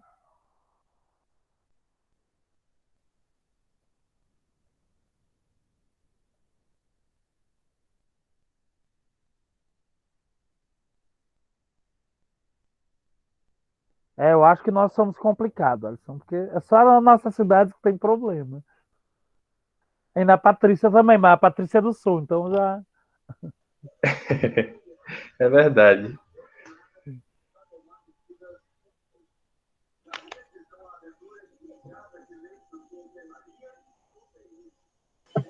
Estão me ouvindo? Ó, estamos. E queremos. Eu só tenho uma lembrança, assim, não é nem muito boa, porque eu sou ruim de memória, mas quando eu estava no primeiro período do curso, eu lembro que na disciplina de saúde coletiva, a professora levou minha turma para a reunião do Conselho Municipal de Saúde. Foi muito engraçado, porque é direito de ter a participação popular lá, mas quando eles viram a gente chegando sem a professora, porque ela vinha atrás, veio depois da gente, ficaram assustados e disseram, não, vocês não podem participar não, e não sei o quê. E inventaram diversas desculpas, tentando impedir, como se tentando inventar alguma mentira para não haver a participação popular. E aí daí depois a professora chegou e eles conheciam ela, tudo bem, então, ficaram um pouco sem graça depois de ter barrado os alunos, e aí permitiram que a gente entrasse. E sobre a discussão, eu lembro sobre a visão dos estudantes, né, na universidade. Eu lembro foi até que eu falei nos comentários, os alunos de medicina de onde eu estudo, eles dizem que a disciplina de saúde coletiva eles chamam de saco, que é tanto uma forma de abreviar saúde coletiva, tanto para dizer que a disciplina é um saco, porque realmente a forma que é mostrada para eles é péssima. Eles chegam lá na unidade básica e ficam lá dentro da sala, prescrevendo, aprendendo alguma coisa junto com os professores, e aí os professores dizem, olha, preste atenção, quem manda na atenção básica, quem manda na atenção primária é o médico, quem manda aqui, quem ordena tudo aqui é o profissional médico, viu? Se vocês não fizerem nada, nada vai andar. E aí eles não aprendem nada se depender só da disciplina, porque se não tivessem PET, extensão, essas outras coisas que permitem que eles entrem, conheçam a comunidade, conheçam como funciona a dinâmica do serviço realmente, conheçam a função dos outros profissionais, é horrível. E tem muitos alunos que se formam sem passar por isso, né? Sem passar pela pesquisa, pela extensão, só ficam no ensino. E aí a gente pensa na qualidade dos profissionais também que está sendo formada. Mas daí, Débora, cai aqui no bairro Cruzeiro, aqui em Porto Alegre, onde pelo menos 2 vezes por semana tem tiroteio, ele não sabe comandar, né? Porque uma coisa, nós temos o campo teórico, que é lindo, é bom, é importante. Outra coisa é nós cair na realidade. Se a gente não conhece a realidade, né? Porque, tipo assim, a gente forma por ano o que de médico? Seriam mais que 10 mil médicos, gente? Seria mais ou menos isso? Né? Em todo o Brasil? Seria, vamos supor isso. Tem Acho no que sim. mercado de trabalho, tem no mercado de trabalho por ano 10 mil vagas na medicina privada? Não. Aonde ele vai cair? É num concurso, né? Num concurso no Residência médica, município. né, Jorge? Não, sim, Residência médica faz é a... tudo feita no SUS. Sim, né? Tem isso, e hoje a residência está muito restrita, Patrícia. Né? Hoje os caras estão, né? Hoje está aí, a gente está fazendo uma moção em defesa, né, à residência porque os caras não querem investir nisso, né? Desmontaram mais médicos, e daí não trabalhando só na lógica do mais médicos, né? Dos outros mais profissionais, que era uma Na política que nós verdade, ia levar, né? ali Porque no a gente governo. acaba só fazendo a discussão do médico que não quer ir para o difícil acesso, mas tem enfermeiros, tem técnico, tem várias outras pessoas também que não querem ir para o fundão, né? Então, como a gente faz essa reflexão de nós? Eu acho que esse curso, Pedro, o que vale é isso, vale essa questão crítica que a gente faz e consegue trocar com alguns estudantes, né? E fazer essa análise também, né? É que eu sempre digo aqui, dizia no Versus e dizia em outros cursos de formação, vocês da área da saúde ou da outra área da universidade são os mais propensos a ser os próximos gestores. Então, vocês têm que ter experiência de política pública, né? O médico, o enfermeiro, o TO, o educador físico, eles têm que ter essa experiência do que é o Sistema Único de Saúde, né? Hoje, quem trabalha na unidade de saúde, qualquer profissional e qualquer trabalhador, eles não conhecem o SUS. Ele conhece o SUS para passar no concurso. Depois daí, ele não conhece, né? E aí é que tá, quando a Débora estava falando desse espaço do conselho, Débora, é os micropoder. O micropoder também acaba, né, me deixando lá 10 anos, né? Falando sempre, em todas as terça-feiras, sempre é a gente que fala. Porque a gente acha que também tem o direito de falar muito, porque a gente conhece. Mas temos que também dar o direito do outro, né? Colocar a sua posição, que isso é importante também, né?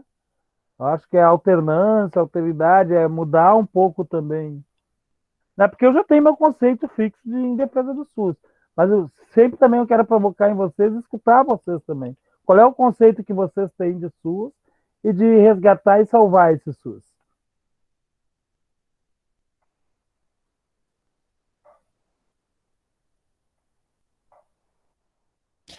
Pode repetir a pergunta? Ih! Para os universitários. Isso não vale, Patrícia. Aquela gíria do Sul, o alemão me pegou, já esqueci. Mas eu sei que eu perguntei. Por que não está sendo apresentado para o estudante este SUS? Isso? Eu acho que ele perguntou o conceito de SUS. Mas, Jorge, vamos lá, assim, né? Vamos pensar. Eu estudei na graduação numa universidade comunitária, né? Ou seja, uma universidade que tem seus impostos, né? Tudo ok, em troca de serviços para a comunidade. Então, dentro da comunidade que a universidade tem que estar, né?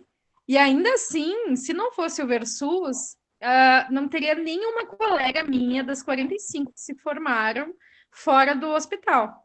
Porque a formação era biomédica, médica centrada, hospitalocêntrica, né? Então, assim, fiz Versus lá, que te conheci, nos idos de 2013, né? Agora falando, parece que já é década de 90, né? Porque a pandemia envelheceu uns 10 anos. Mas, assim, então, lá, né, gente, eu conheci feminismo no Versus, só para vocês terem uma ideia. Eu sou uma mulher que foi vítima de violência doméstica gravíssima, né, tentativa de homicídio, e eu não conhecia feminismo, eu achava que a culpa era minha, sabe? Versus me libertou para tanta coisa pessoal né, e de vida e profissional, enfim, que eu não tenho nem, né, o que dizer. Só que daí a gente vem num projeto de governo tão, né, neoliberal, enfim, contrário ao SUS, que espaços como esses não existem mais, né?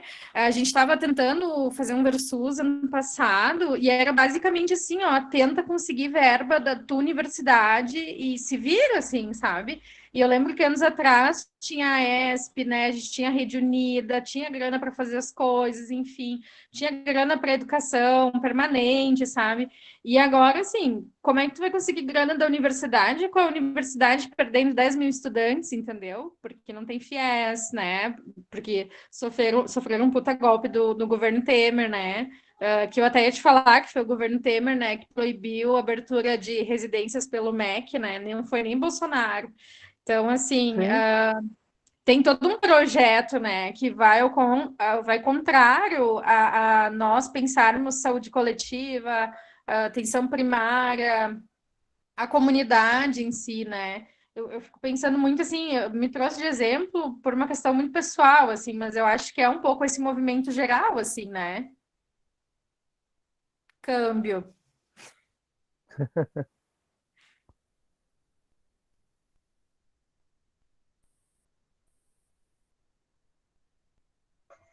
Gente, esse silêncio depois me mata, porque eu penso assim, eu falei uma merda muito grande, ou tá todo mundo meditando, não sei.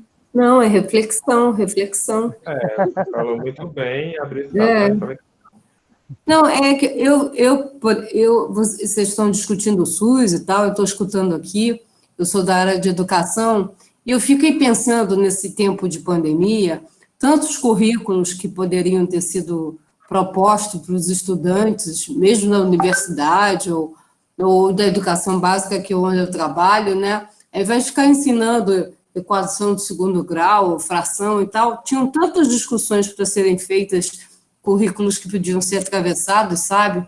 Nesse período, que a gente tem um período tão bom, quer dizer, tão bom de possíveis aprendizados, é isso que eu...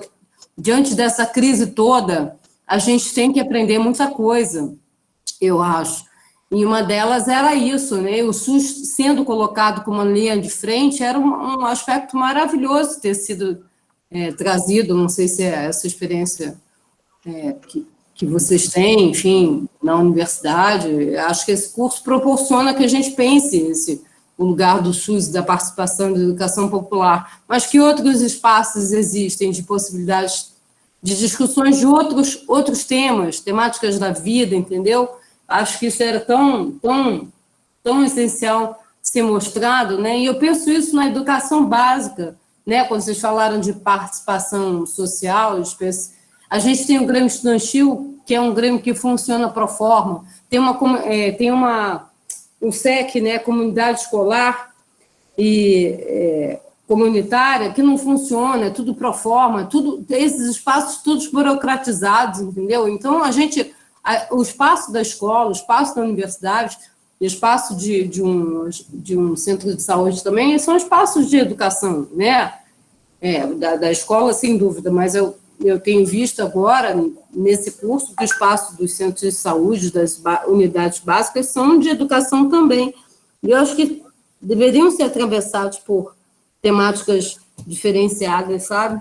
Currículos. Isso é uma discussão bem séria que a gente precisava ter. E nesse momento de pandemia, então, sobretudo. Aí eu acho que eu devo ter falado uma grande besteira, mas, enfim, porque eu nem estou nessa... Mas não, Patrícia, eu acho que não. Eu nem sei importante... o que é Versus. O que é Versus? Universidade no SUS, é isso?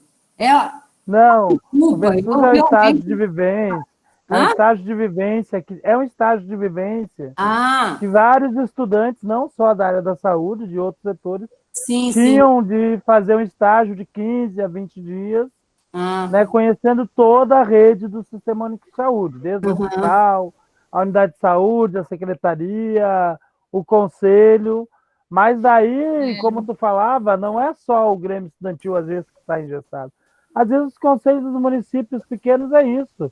Resolve a pauta num churrasco em casa. Sim. Porque a minha esposa é SCC do governo, eu sou presidente do conselho, e se eu for contrário, a minha esposa perde esse cargo de confiança. Sim. É porque é uma rede de interesse, né? Sim. Então, se as pessoas não se ligarem que o Sistema Único de Saúde também é uma rede de interesse.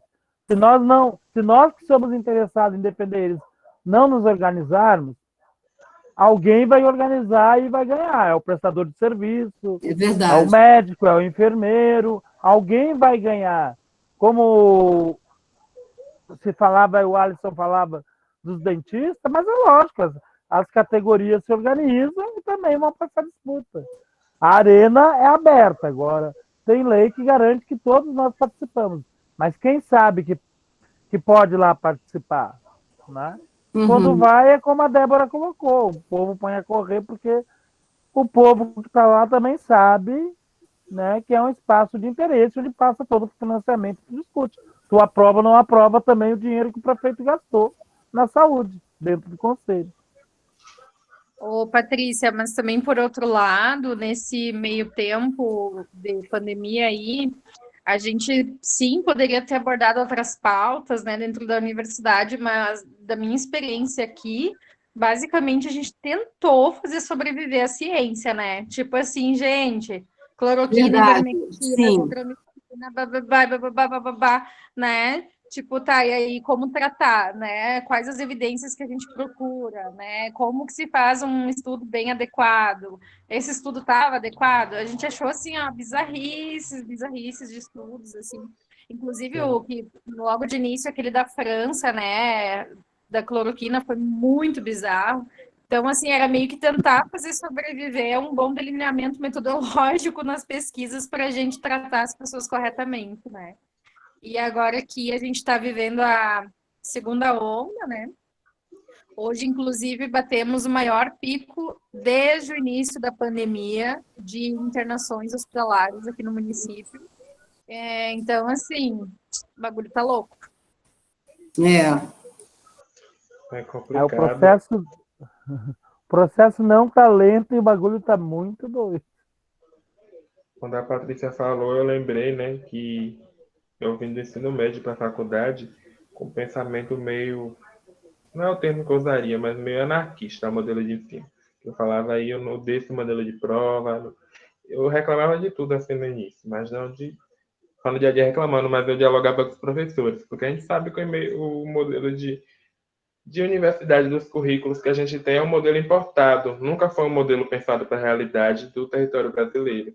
Então, mesmo o modelo do curso de saúde não é um modelo que é pensado por um SUS, porque não tem SUS em outro país, de onde eles importaram não tinha, e nunca se importaram tanto em adequar. Algumas universidades, com o passar do tempo, que vem driblando melhor isso. E aí, o que eu acabo destacando, que eu tenho alguns espaços de tipo centros e diretórios acadêmicos distintos do município, ou até aqui da Bahia, que a gente tem esse diálogo. E eu falo, às vezes, do certo privilégio que eu tenho em relação ao NEB, porque na UNEB todo curso de saúde tem uma disciplina, que é chamada PIASA, que é Prática de Integração e Acesso à Saúde na Comunidade. E é uma disciplina que é voltada ao trabalho na comunidade. E aí, no primeiro semestre, a gente conhecer, né, o SUS, conhecer sobre tudo, e aí fazer territorialização. Então, tudo isso eu consegui aprender ainda nessa disciplina. No segundo, a gente dialoga sobre os problemas existentes lá, então a gente busca um problema para trabalhar, e no terceiro, no PIASC 3, a gente leva uma resolução para esse problema na comunidade, a gente trabalha junto com o pessoal de lá. É uma disciplina maravilhosa, mas que não funciona da mesma forma, claro, porque depende da postura um pouco do professor também que ministra, né? Mas eu tive a oportunidade de trabalhar com um bom professor. Eu acho que muito do amor que eu tenho pelo SUS e até da minha busca, do meu interesse em buscar cada vez mais, estar em espaço como esse aqui, estar fortalecendo, talvez a sementinha veio daquela disciplina lá. Porque lá eu já tive a oportunidade de ter acesso a muito disso, né, desse diálogo e tudo mais, mas eu dialogo sempre com outros colegas que não tem isso.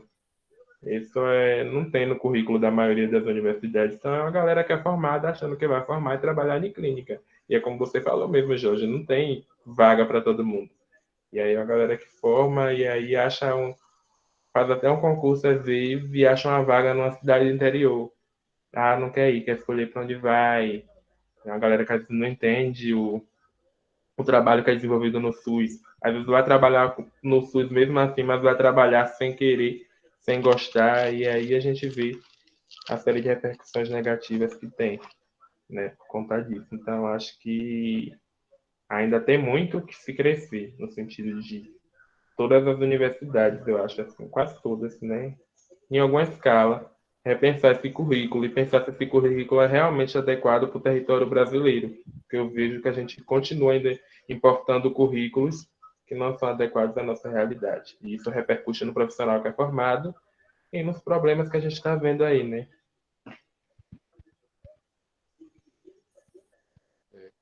Ô, Alisson, muito bom. Todos e todos que se colocaram. Eu estou pegando a palavra aqui para a gente tentar construir uma síntese, porque já está chegando nosso teto, né? Mas, assim, primeiro, gente, não peçam desculpa por falar, não digam que acharam que falou merda, falou besteira, de maneira nenhuma. Vocês não sabem a riqueza desse debate aqui. E a nossa proposta é justamente a gente construir um diálogo. Isso é diálogo. O diálogo a gente constrói é um processo não assim, de cada pessoa que está no diálogo falar da forma mais perfeita e acabada possível. Muito pelo contrário. Você vai falar aquilo que está pulsando dentro de você.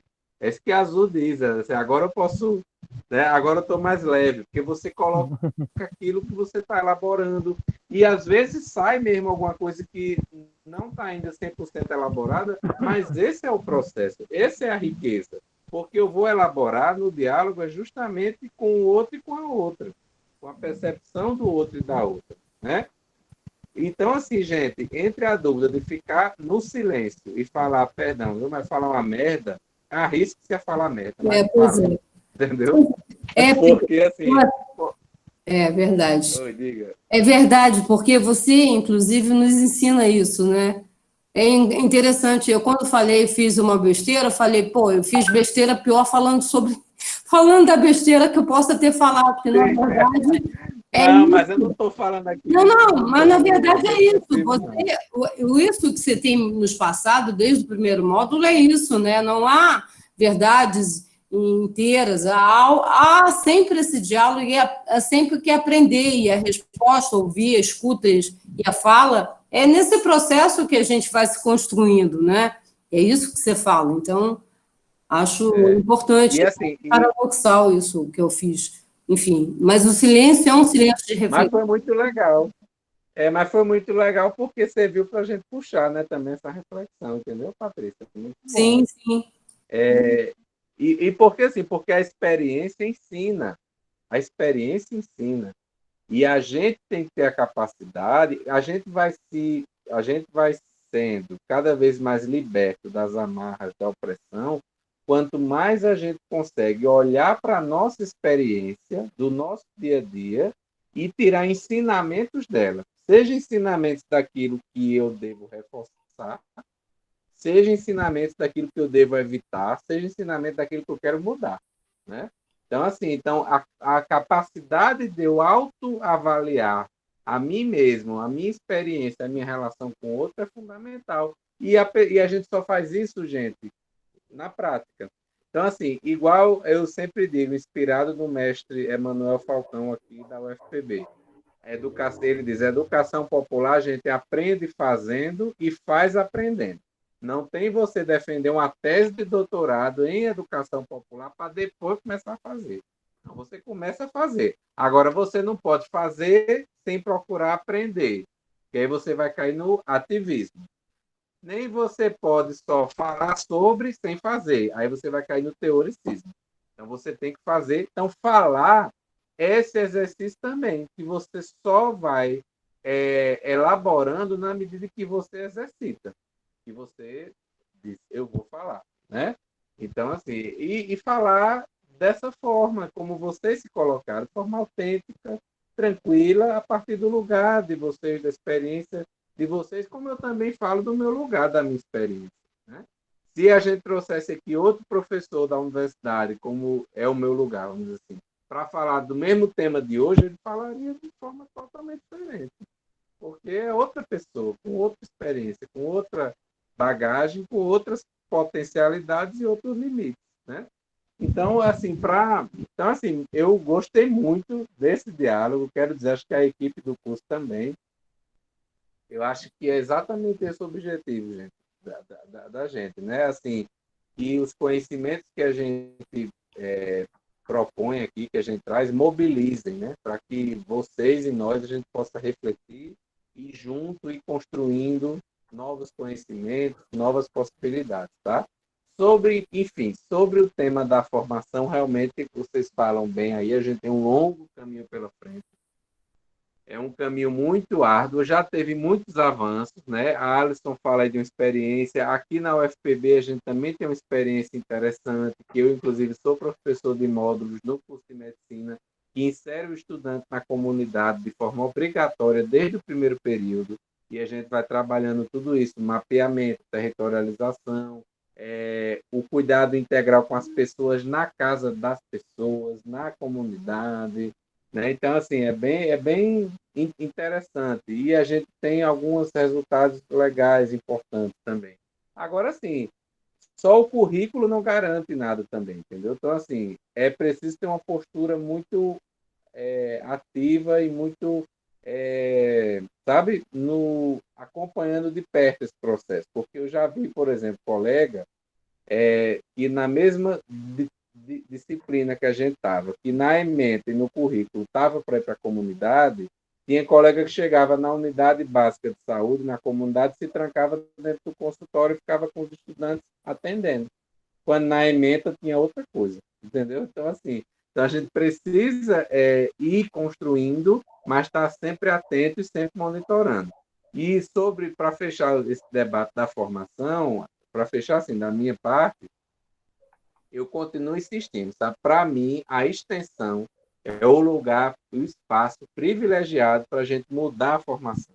E aí não é só o projeto de extensão, aquele projeto de extensão que a gente cadastra, submete, não sei o quê. Não, é a extensão nesse sentido, do contato do estudante, o contato precoce, assim que entrou na universidade, com a realidade social. Isso é extensão. Extensão não é só você cadastrar um projeto que se diz de extensão. Extensão quer dizer, na lógica de Paulo Freire e de José Francisco de Melo Neto, é você entrar em contato com a realidade e estabelecer processos de comunicação com os protagonistas daquela realidade e desenvolver trabalhos concretos naquela realidade. Aí nós vamos tecendo o que a gente chama de extensão. Então, para mim, a extensão é o ponto de partida para a gente mudar a formação. O Versus, como a companheira falou aí, é extensão. Né? Essas disciplinas iniciais que inserem o estudante na comunidade é extensão também, entendeu? Então, uma pesquisa aplicada que você faça, dialogando com o campo, com o serviço, também vai envolver a extensão. Então, enfim, é esse contato transformador do estudante com a realidade que é fundamental e eu acho que a extensão é o ponto de partida. Para fechar mesmo, a gente extensão tem que... com pesquisa é uma delícia. Exatamente, exatamente. Aí, assim, para fechar, gente, primeiro, assim, você veja os tempos que a gente está. A gente está em tempos onde a gente tem que ter cuidado ao criticar, mesmo na perspectiva de não ser uma crítica destrutiva, mas de ser uma crítica propositiva e construtiva, os espaços de participação social, como, por exemplo, os conselhos. Então, primeira coisa que a gente tem sempre que dizer, né, assim, da minha parte, eu sempre gosto de dizer, primeiro assim, defesa total e incondicional dos conselhos, das conferências, dos espaços de participação, dos grupos, enfim, dos fóruns, porque é melhor a gente ter conferências, por exemplo, né, como eu até disse, com contradições, do que não ter conferência nenhuma. É melhor ter conselho com problema, mas que eu possa, sei lá, disputar, né? Enfim, denunciar, criticar, do que fechar conselho e não ter conselho nenhum. Então, o tempo que a gente vive no Brasil é de um retrocesso tão imenso que a gente tem que primeiro fazer essa ressalva, né? De que a gente defende os espaços de participação. Posto isso, realmente os espaços de participação têm muitas contradições, né? Tem muitas contradições mesmo, né? E aí, assim, a gente precisa estar atento para, como vocês deram o exemplo aqui, participar desses espaços e, ao participar deles, poder construir novos caminhos, novas possibilidades, contrapontos. Mesmo que às vezes seja mais difícil, seja mais desafiador, né? Não tenha muito espaço de construção, mas vai estar ali disputando. Então, para qualificar os espaços de participação, para que eles sejam realmente inclusivos, democráticos, plurais, a gente tem que meter a cara lá e participar. Primeira coisa é essa. E, como a companheira disse, muito bom. Onde não tem, começa. Começa como? Se você fizer, pelo menos uma vez por mês, uma reunião da equipe com a comunidade, escutando a comunidade, uma pergunta geradora: o que é que a comunidade está achando do nosso serviço de saúde? Começa por aí. Aí a conversa rola, aí vão começar a ser tiradas propostas, aí no outro mês acompanha a proposta, enfim. Nesse sentido, eu até quero dizer que eu coloquei 2 textos para a sugestão de aprofundamento da aula de hoje. Um deles é o capítulo do livro do PNAB, que fala do Conselho Local de Saúde na nossa experiência do PNAB. Tá, gente? Então, eu já recomendo vocês fazerem essa leitura, porque lá tem uma narrativa de como a gente construiu essa experiência lá. E também tem um texto teórico sobre participação popular e na atenção primária da saúde. Então, assim, é começar, é tentar, é ousar, é participar, sabendo que vão ter contradições no caminho, mas a gente tem que garantir que esses espaços existam até para a gente pedir que eles mudem, né? Para que eles possam melhorar, né? Eu sempre lembro de uma frase do mestre Zé Neto para o Falcão, Emanuel Falcão, professor aqui da UFPB, e também meu sogro, Falcão, sempre detonando a universidade, com as contradições que a universidade tem, né? Mas ele falava assim com uma veemência tão grande que aí parecia que ele queria que a universidade acabasse. Aí Zé Neto sempre falava, Falcão, amenize aí as críticas à universidade, não detone tudo de modo que parece que é terra arrasada, não, porque a universidade serve até para você dizer que ela não serve. A universidade presta até para você descer o cacete na universidade e dizer que ela não presta. Então, assim, os espaços de participação têm muitas lacunas e contradições, mas eles têm que ser protegidos e defendidos, porque sem eles não tem democracia nem cidadania. Então, eu acho que é isso, gente. Essa mensagem que a gente queria deixar hoje. Quero agradecer muito a vocês aí pelo debate, pelas reflexões, agradecer a nossa equipe. E é isso, né? Se alguém quiser colocar mais alguma coisa, já passando do tempo, mas só para título de encerramento, fiquem à vontade.